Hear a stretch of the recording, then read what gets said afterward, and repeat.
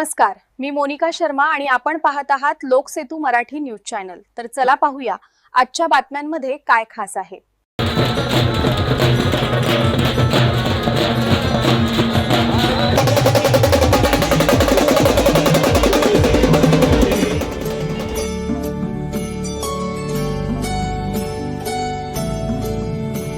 रामनामाच्या जयघोष, हजारो भाविकांच्या उपस्थितीत श्रीराम विजय महोत्सवाला प्रारंभ। शोभायात्रेने वेधले लक्ष, पारंपरिक वाद्यांसह ढोल ताशांचा गजर।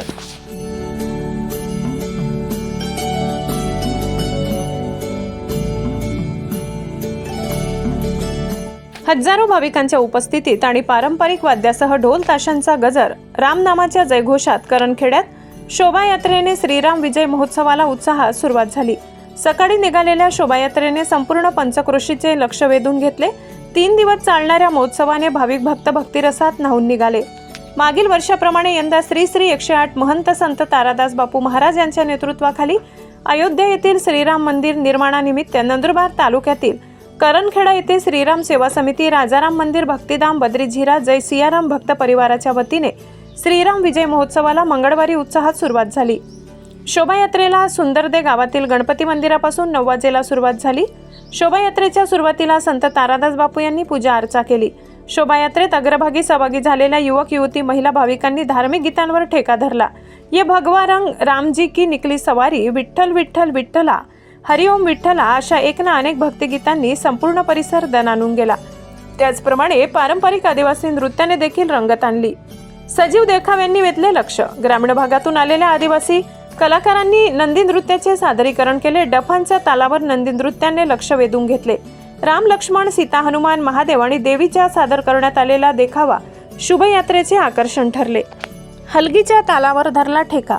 शोभायात्रेत सहभागी झालेल्या भाविक भक्तांनी हलगीच्या तालावर ठेका धरल्याचे दिसून आले। हलगी जसजशी वाजविण्यात येत होती तसतसे भाविक देखील उत्साहाने नाचत होते। यावेळी जय श्रीरामाच्या जय घोष करण्यात आला।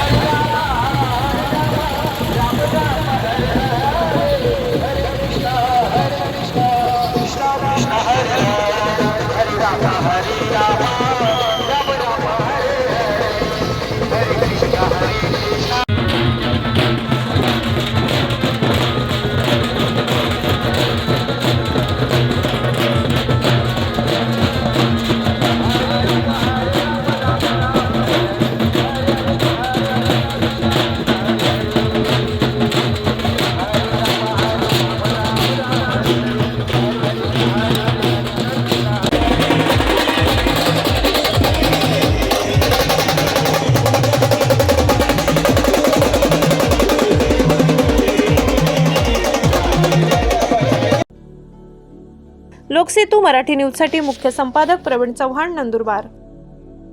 साठी एवढंच. ताज्या घडामोडी, स्थानिक बातम्या आणि महत्त्वाच्या अपडेट्स जाणून घेण्यासाठी आमच्या लोकसेतू मराठी न्यूज चॅनलला सबस्क्राईब करा. धन्यवाद.